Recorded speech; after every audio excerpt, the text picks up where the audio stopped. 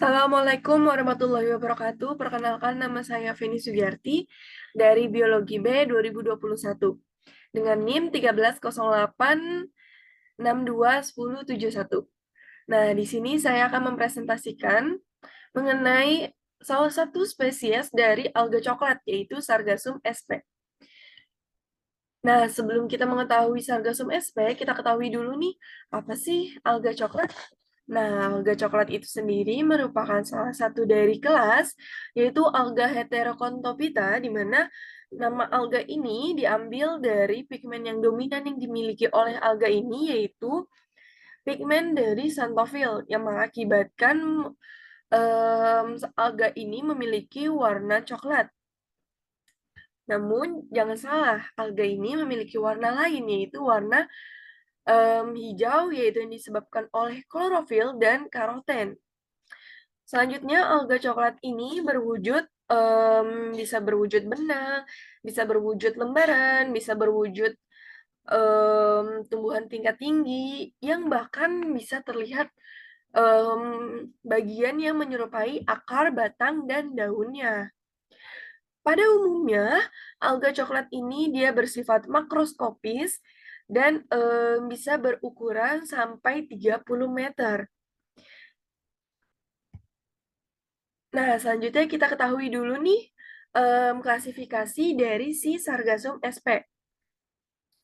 Sargassum sp ini berasal dari kerajaan Chromista dengan divisi Phaeophyta, yaitu divisi alga coklat, dengan kelas Phaeophyceae, bangsa Fucales, keluarga Sargaceae, dan marga Sargassum, dan jenis Sargassum sp.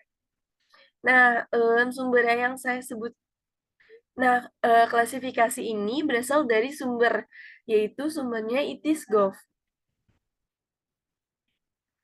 Selanjutnya kita ketahui dulu nih deskripsi dari morfologi.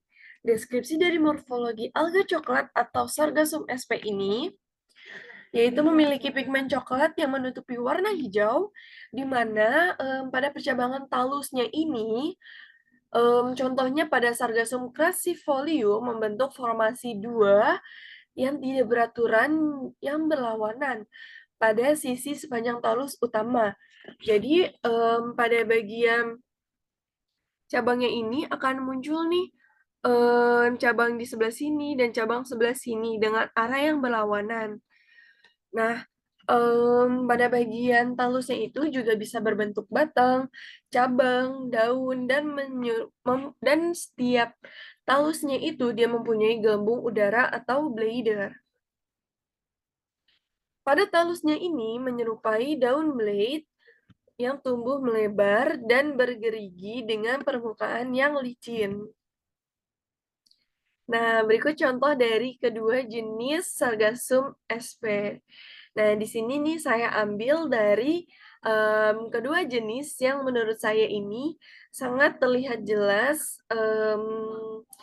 sedikit perbedaannya. Namun, kita bisa lihat ya, dari sini tuh kita bisa mengklasifikasikannya sampai ke jenis karena di sini terlihat pada bagian blade-nya itu bagaimana sih permukaannya gitu. Lalu kita lihat juga di bagian tepi-tepinya ini, tepi blade-nya itu, kita lihat apakah bergeriginya berbeda atau sama. Lalu selanjutnya pada bagian pangkal daunnya, ini bagaimana, apakah sama atau berbeda. Lalu kita juga bisa lihat lagi dari perbedaan warna dan letak dari si gelembung-gelembungnya, dan yang terakhir kita bisa bedakan dari percabangannya. Oke, kita bahas lebih detail di mana Sargassum paniculatum ini dia memiliki tipe bergerigi yang agak berjarak terpisah yang ada pada bagian luar ujung daun. Nah, maaf, di sini maksudnya itu adalah gambar 4A.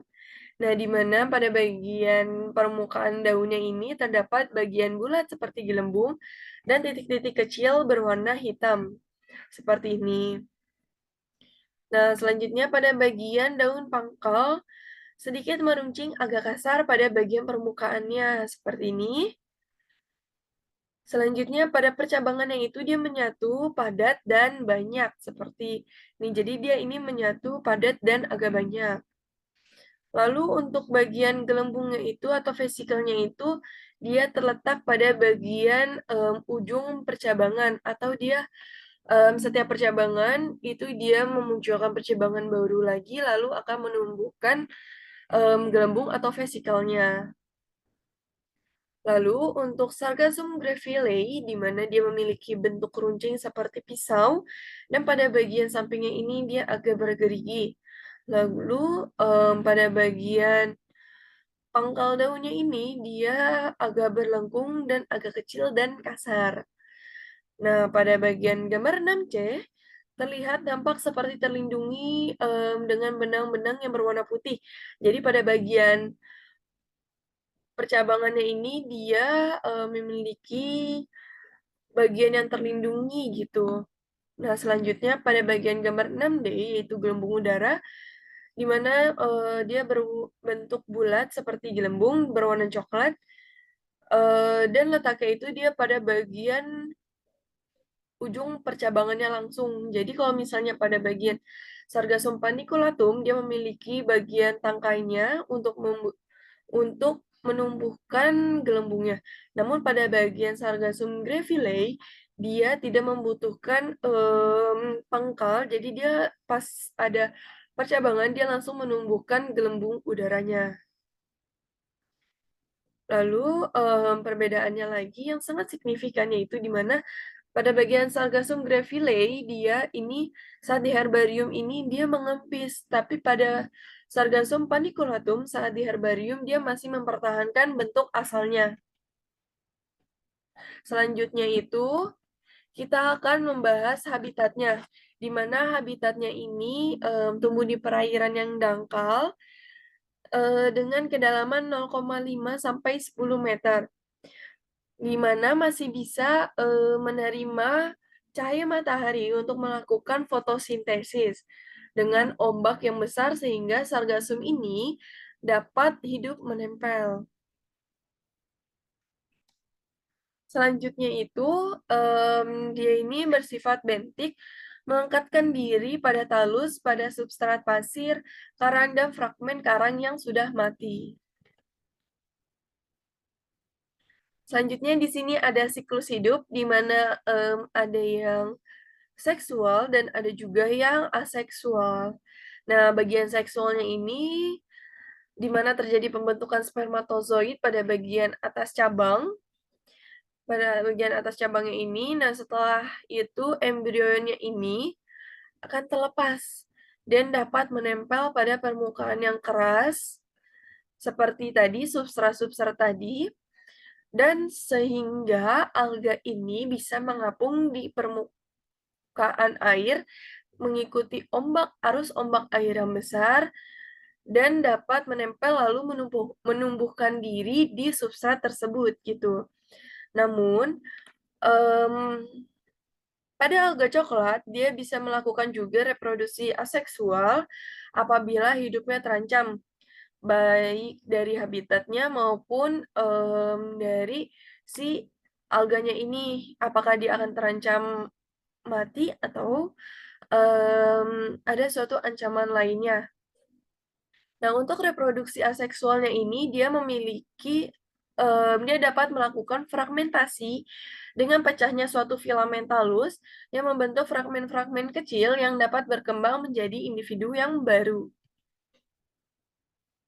Selanjutnya, Sargassum sp ini memiliki segudang manfaat, yaitu sebagai obat, bahan makanan, dan sumber gizi, yang dikarenakan memiliki kandungan karbohidrat atau gula atau vegetable gum, protein, sedikit lemak, dan abu, yang sebagian besar merupakan senyawa garam, natrium, dan kalium. Selain itu, rumput laut dari Sargassum sp ini memiliki juga kandungan vitamin seperti A, B1, B2, B6, B12, dan C. Selanjutnya, Sargassum sp ini juga memiliki manfaat sebagai stabilizer, pendispersi, gelling, persuspensi, emulsifier, yang dikarenakan memiliki kandungan hidrokoloid atau keraginan, agar, dan alginat. Selanjutnya, Sargassum SP ini juga bisa digunakan sebagai penanggulangan limbah, reklamasi tanah, sebagai suplemen hingga bioenergi, dan yang terakhir yaitu penghasil bioetanol potensi besar dari Laut Indonesia. Nah, berikut daftar pustaka dari referensi yang saya ambil untuk menjelaskan materi Sargassum SP.